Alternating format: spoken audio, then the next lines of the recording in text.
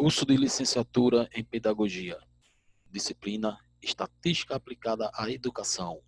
Professor Enéas Dantas Torres.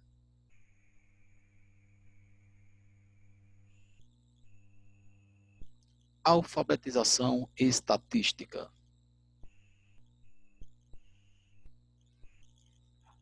Quais os animais preferidos das crianças do primeiro ano?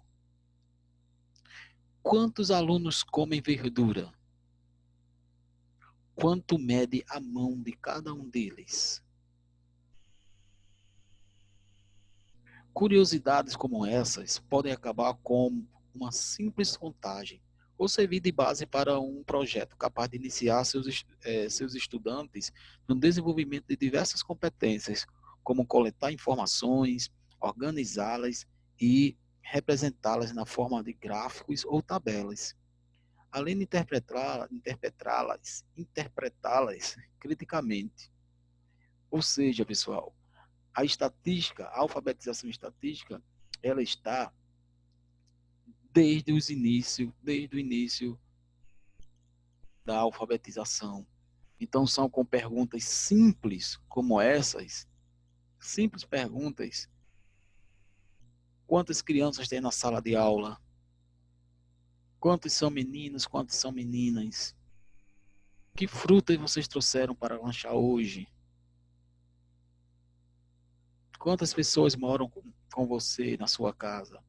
Então, são perguntas simples que levam à contagem, mas que podem servir como base para a iniciação da alfabetização estatística, porque a partir desses dados, dessas informações, a gente pode começar a construir tabelas e, a partir dessas tabelas, organizar as informações, coletar essas informações dos alunos e desenvolver nele a competência, as habilidades de interpretar criticamente essas respostas, como também de formar gráficos.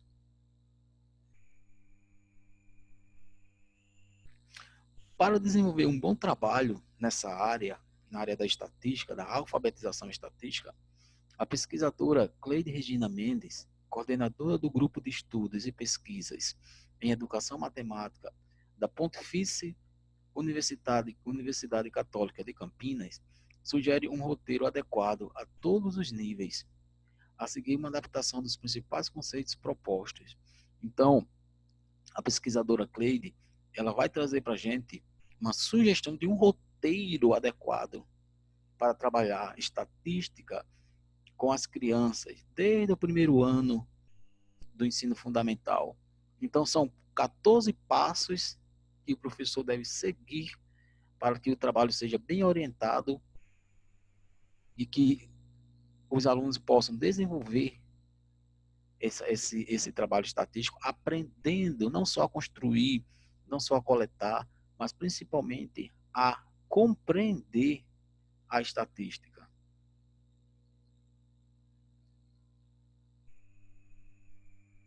Então, primeiro, definição do tema. O que é a definição do tema? Decida com a turma o assunto a estudar. A votação pode gerar uma tabela. Você não precisa, professor, chegar já com o tema a ser estudado. Você pode, junto com os alunos, escolher, decidir qual tema eles querem estudar. E aí, como é que vai surgir uma tabela? Você vai anotando no quadro, certo?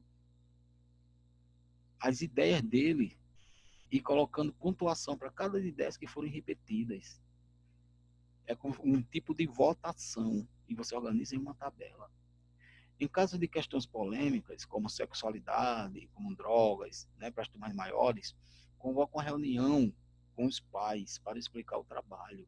Sempre que a gente for falar de algo polêmico, é importante que os pais saibam diretamente, primeiramente, pelo professor, o que será trabalhado, para que depois a gente não possa sofrer nenhuma surpresa de insatisfação por parte dos pais. Então, explique o trabalho, como é que vai ser feito, para não haver polêmica, tá? Sempre que possível, convoque colegas de outras disciplinas para enriquecer o estudo, ou colegas de outras turmas. É a questão do trabalho interdisciplinar, é o trabalho interturmas, que a gente pode fazer dentro das nossas escolas, Procurar deixar essa coisa de estar trabalhando isolado, sozinho, mas buscar fazer os projetos em parceria com outros colegas de trabalho. Então, o primeiro passo do roteiro da professora Clay é a definição do tema, que precisa ser junto com a turma, e não já o professor chegar, né, com o tema pronto. O segundo passo do roteiro é a leitura e o registro. Busque, junto com os alunos, informações sobre o tema e faça os próprios estudos para dirigir o trabalho. Se nós vamos fazer uma pesquisa, nós precisamos ter uma fundamentação teórica, um embasamento teórico do que vai ser pesquisado. A gente precisa conhecer o problema, a situação, o tema. A gente não pode fazer uma pesquisa sem saber o que é que nós estamos pesquisando, sem conhecer o tema. Então é importante, esse momento é o momento de aprender sobre o tema antes de pesquisar. Então, se nós vamos falar sobre frutas, sobre animais, sobre cores, precisamos estudar primeiro os conceitos, para que a gente não seja surpreendido, para que os alunos não sejam surpreendidos por perguntas que eles não possam responder àquelas pessoas às quais ele vai realizar a pesquisa. Então, ele precisa fazer essa leitura, esse embasamento, né, e o registro dos conceitos aprendidos. O terceiro passo do roteiro são os objetivos. Precisamos especificar as metas da pesquisa. Levante questões que serão respondidas no final do processo. Peça que a turma opine sobre os possíveis resultados, ou seja, que ela faça o levantamento das hipóteses. E não esqueça de registrar sempre as hipóteses para mais tarde compará-la com as conclusões. Então, nesse momento, pessoal, a gente vai traçar nossas metas, o nosso objetivo. Qual é a nossa meta principal? Qual é o nosso objetivo de fazer essa pesquisa? Estamos pesquisando, vamos fazer esse trabalho em prol de quê? Queremos aprender o que com isso? Então, esse é o objetivo, tá? E aí a gente precisa levantar também com as crianças questões que lá no final do processo nós vamos perguntar a eles. Para quê? Para saber se as suas hipóteses foram verdadeiras ou não, se aquilo que eles coletaram, que eles tiveram como informação no processo, responde às perguntas que serão feitas no final, que foram produzidas no início do trabalho. Então a gente precisa entender, por exemplo, se nós vamos pesquisar sobre animais, nós podemos simplesmente buscar perguntar que animais vocês acham que as pessoas criam mais em casa? Alguns vão responder gatos, outros vão responder cachorro. Mas o que vai nos dar a resposta real é o final do trabalho, quando nós tivermos a coleta de dados pronta e exposta nas tabelas e nos gráficos. E aí nós vamos ver se a nossa hipótese, se será gato, se será cachorro, qual será a resposta conclusiva, né, a partir do trabalho, a partir da pesquisa. Tá? O quarto passo do roteiro é o público-alvo. Nós precisamos definir com os estudantes quem serão os entrevistados. Assim fica mais fácil adequar a linguagem ao público na hora de elaborar as perguntas. Então, nós precisamos, né, como vamos trabalhar com criança, delimitar com ela o público. Quem é o público que eles vão entrevistar? São idosos? São crianças? São adolescentes? Definir essa faixa etária para trabalhar com a criança é importante para que ela compreenda no meio dessa amostra, dessa faixa etária, as respostas que se buscam. Então, definir o público-alvo é importante demais. Vamos pesquisar só mulheres? Vamos pesquisar só homens? Então, isso precisa estar definido no projeto da pesquisa, tá? O quinto passo são os instrumentos de pesquisa. E aí, quais são os instrumentos de pesquisa? Elabore com os alunos questões básicas, curtas e objetivas. As respostas, dispostas em forma de alternativas, vão facilitar a compreensão pelo entrevistado. E, sobretudo, a posterior tabulação. Denomina-se formulário quando as anotações são feitas pelo pesquisador mediante a resposta do entrevistado. E questionário quando o entrevistado anota as próprias respostas. Gravador, lápis e papel são os instrumentos mais utilizados para fazer a entrevista. Então, pessoal, nós temos dois tipos de instrumento para realizar nossa pesquisa. Nós temos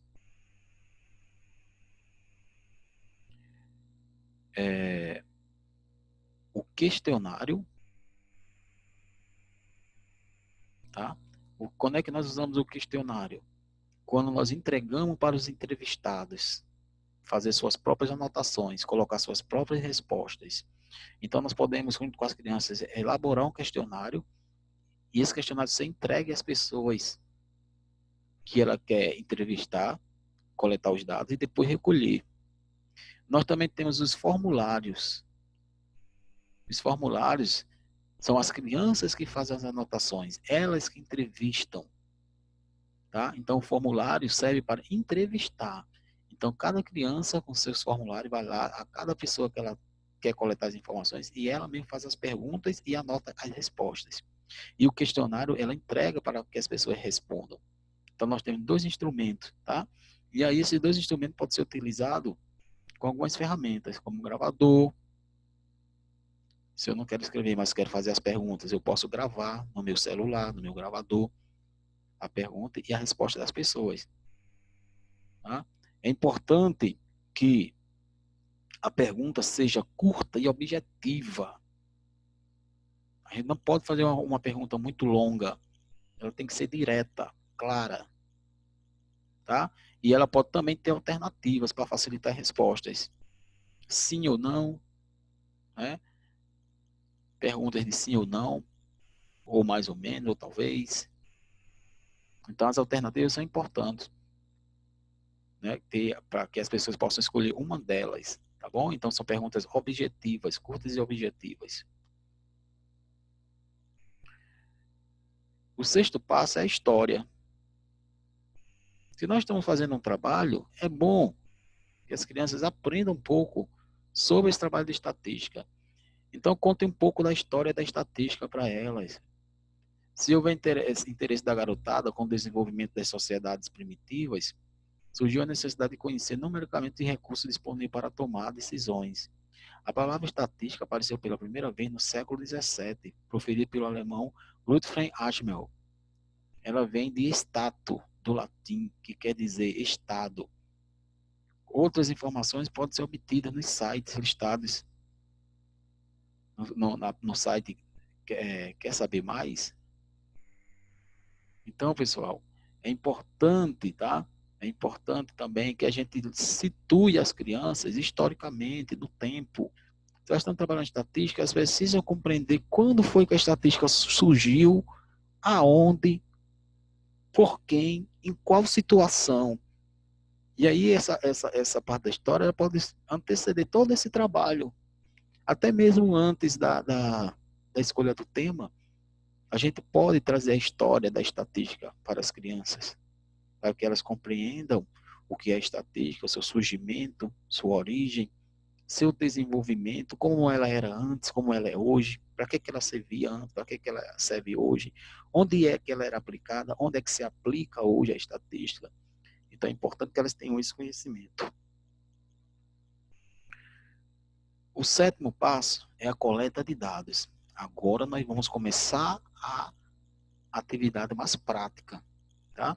Orienta os alunos a se apresentar ao entrevistado. Isso é muito importante. A primeira coisa é a apresentação. As crianças precisam estar identificadas, de preferência com a farda da escola, com um crachazinho, com o seu nome. É importante que você oriente elas a como se apresentar, a como abordar os entrevistados. Tá? Explicar os objetivos da pesquisa e perguntar se ele concorda em responder as questões. Então, a primeira coisa é isso, se apresentar, dizer o que é que está fazendo, com qual objetivo, e perguntar se a pessoa pode participar dessa pesquisa, se ela tem interesse em responder ou não. Tá? Então, caso sim, né, caso a pessoa se recuse, o grupo não pode desanimar. Deve agradecer, a criança deve agradecer a atenção e procurar outra pessoa para ser entrevistada. Então, pode ser que aconteça que algumas pessoas não queiram participar, porque estão muito apressados, estão sem tempo, né? Ou não gostam de pesquisa. Mas isso não é motivo de desanimar, não. É agradecer a atenção e partir para a busca de outro entrevistado, tá certo? Então, essa orientação é fundamental que seja bem orientado às crianças, essa apresentação, essa abordagem às pessoas entrevistadas, que serão entrevistadas. O oitavo passo é a organização dos dados. Depois que toda a coleta for concluída, as crianças irão sentar, certo? E vão numerar os formulários, para evitar que eles sejam analisados duas vezes. Então, eles vão numerar, né, 1, 2, 3, 4, para não repetir a tabulação. A tabulação pode ser feita em duplas ou em grupos. Individual pode, professor? Pode sim, cada criança fazer sua própria tabulação. E o que é a tabulação? A tabulação é nada mais nada menos que a organização das informações. Na pergunta 1, quantos responderam sim? Eu vou olhar formulário por formulário e contar quantos responderam sim. Quantos responderam não? Eu vou olhar formulário por formulário e colocar, anotar quantos responderam não. Lembrando que o total da soma desse sim e desse não tem que ser igual ao número de formulários, tá? E aí eu vou fazendo de questão por questão. Na questão 2, por exemplo, teve alternativa A, B e C. Então eu vou ver quantos marcaram A, quantos marcaram B e quantos marcaram C. Quando eu somar os valores de A, de B e de C, tem que ser igual ao total de formulários. Compreendido? Então, isso nós chamamos de organização dos dados, ou seja, a tabulação dos dados, onde nós vamos colocar isso em uma tabela. Tá? Vamos montar uma tabela. Pergunta 1, sim e não. Quantos responderam sim, quantos responderam não? Pergunta 2, A, B, C. Quantos responderam no A, quantos responderam no B, quantos responderam no C. E aí eu vou organizando as informações. Etapa 9, conteúdos. Avance nos conteúdos de matemática, conforme o nível da turma. Intervalo, fração, razão, ângulo, cálculos, proporção e porcentagem. São itens que surgem naturalmente. Se os alunos têm condições de explorá-los, para reforçar, elabora exercícios baseados em notícias de jornal ou revista. Ou seja, pessoal, o trabalho de estatística ele deve estar aliado diretamente a conteúdos de matemática. Então, você vai usar o trabalho de estatística para abordar conteúdos de matemática. Tá? E aí, esses conteúdos, tem vários, adição, subtração. Então, vai ter um momento que a gente vai precisar fazer os cálculos. Para quê? Para colocar essas informações nos gráficos. E esse é o momento de introduzir os conteúdos de matemática de uma forma prática, aplicativa, utilizando a estatística. Porque nós vamos mostrar aos alunos que eles estão aprendendo matemática porque ela é útil. Tá? Ela é útil. Então, olha, todos esses conteúdos, além das operações fundamentais, podem ser trabalhados a partir da estatística. E nós não vamos estar fazendo um trabalho de forma tradicional, de forma decorativa, de forma memorizadora. Não vamos estar fazendo um trabalho de matemática, aplicando os conteúdos, aprendendo os conteúdos de matemática, dentro de um trabalho prático. Ok? O 10º passo, tabelas e gráficos. É hora da gente construir nossas tabelas e nossos gráficos. Então, ensina os alunos a organizar os dados. Vai ser necessário que eles tenham régua, compasso, lápis, transferidor e papel milimetrado. Esse papel milimetrado pode ser substituído por papel ofício, tá? Já que eles vão ter as réguas. Então, esses são os materiais essenciais para se trabalhar a estatística. É importante que cada aluno possua seus próprios materiais. Tabelas organizadas, aliás, tabelas organizam informações em linhas e colunas, enquanto gráficos usam imagens, ou seja, barras, setores, linhas ou elementos pictóricos, que são figuras, imagens. Essa fase pode ser feita no computador com as turmas mais avançadas. Compare as tabelas publicadas na mídia, A mídia está mostrando tabelas direto, aí principalmente os telejornais, que tem títulos curtos e muitas cores, com as feitas para trabalho científico, como as feitas para trabalhos científicos, que precisam seguir normas da Associação Brasileira de Normas Técnicas, tá? Bem formais. Então, pessoal, esse é o momento, agora, depois que as coletas de dados foram realizadas, depois que os alunos organizaram, fizeram a tabulação, agora é o momento da gente ensinar a como fazer as tabelas e os gráficos. E deixar bem claro que uma tabela é um quadro que se organiza em linhas e colunas, onde as informações se cruzam. E que esses gráficos precisam dessas informações das tabelas para serem produzidos. E aí a gente vai iniciar dos gráficos mais simples para os mais complexos, tá? Vamos iniciar dos gráficos de barras e colunas, depois passar para os gráficos de setores, depois para os de linha, até chegar aos pictogramas. Então é todo um processo de aprendizagem, não só de construção, mas de entendimento da construção e principalmente da análise do que foi construído. O nosso próximo passo, o 11º, é a análise dos dados. Olha aí, hein? Elabore perguntas cujas respostas possam ser deduzidas das representações e relacionadas com o conhecimento adquirido nas leituras iniciais. O ideal é que esse procedimento se repita ao longo de todo o projeto, mas com as tabelas e os gráficos prontos, fica mais fácil levar a turma a analisar corretamente os dados. Assim, todos vão reforçar o raciocínio crítico. Então, nós estamos aqui agora trabalhando a criticidade da criança, a argumentação, o poder de elaborar, de conseguir elaborar perguntas, com também a capacidade de responder, de compreender. Então, essa análise de dados, ela deve percorrer todo o processo. Durante todo o projeto, a gente deve estar sempre construindo com as crianças questionamentos e buscando respostas.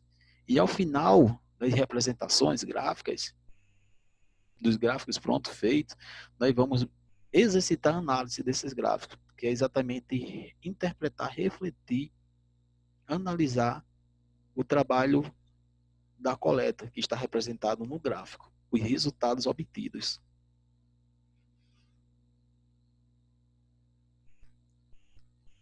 A etapa 12 é o relatório. Mostre como se faz para produzir um relatório. O documento padrão tem introdução, objetivos, descrição de como os dados foram colhidos, o nome dos pesquisadores, que são os estudantes, os resultados, as tabelas e os gráficos produzidos e uma conclusão final. Então é importante que a gente realize essa atividade, tá? Por quê? Olha só, no momento que nós estamos trabalhando a produção de relatório, gente, nós estamos fazendo uma interdisciplinaridade de matemática com a língua portuguesa, a escrita, a leitura, a produção textual vai entrar nesse trabalho. Então isso demonstra que matemática também alfabetiza. Que as atividades de matemática também podem levar a escrever e a ler, não só calcular.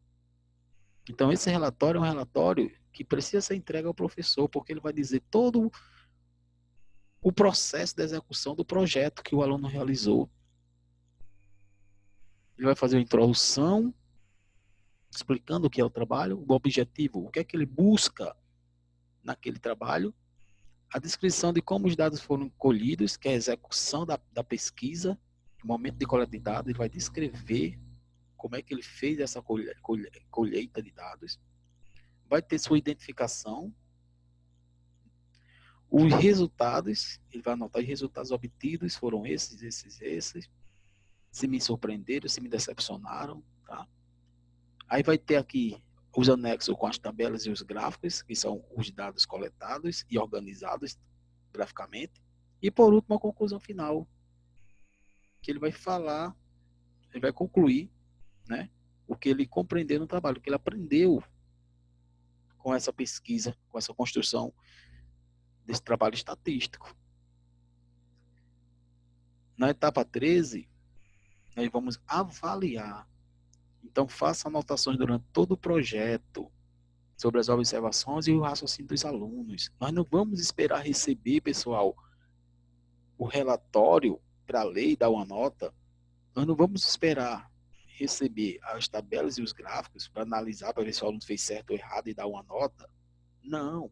A avaliação tem que estar durante todo o processo, no desenvolvimento do aluno, na criatividade dele, na participação, no envolvimento que ele está tendo com o projeto.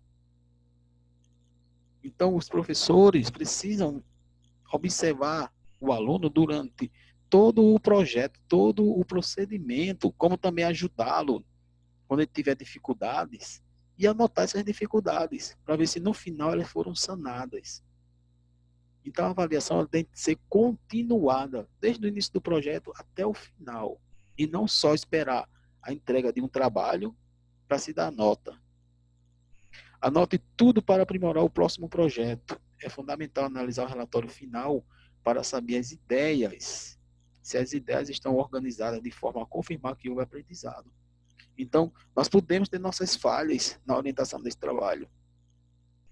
Então, vamos anotar tudo durante o trabalho, porque aquilo que for considerado falha, no próximo projeto a gente já corrige, para não cometer o mesmo erro, para não repetir o erro, certo?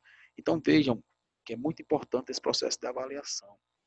Vamos começar a perceber que a avaliação não está só no trabalho que vai ser entregue, que a avaliação não está só nas perguntas no último dia do projeto. A avaliação, pessoal, ela deve estar desde o início do projeto até o fim, nas observações que o professor vem fazendo em relação aos estudantes. E por último, a quarta etapa é a divulgação. Envie cópia para os outros professores, organize uma exposição para os alunos, para os pais. Importante demais isso. Tá? É importante que os alunos possam explicar os procedimentos, as conclusões a outras turmas. Podemos fazer aqui um momento em que eles exponham para outras turmas, para outros professores, para os pais, para a comunidade escolar, o resultado de suas pesquisas, que podem ser importantes para a sociedade, sabia? Pode ser importante para a comunidade. Imagine que uma criança faz uma pesquisa com algum problema social. Ela busca algo social da sua comunidade, algum problema que está atingindo a comunidade, as pessoas que vivem em torno da escola. Se ela tenta falar sobre a questão da queima do lixo, se ela mora na zona rural, se ela pensa em falar na questão do abandono dos animais.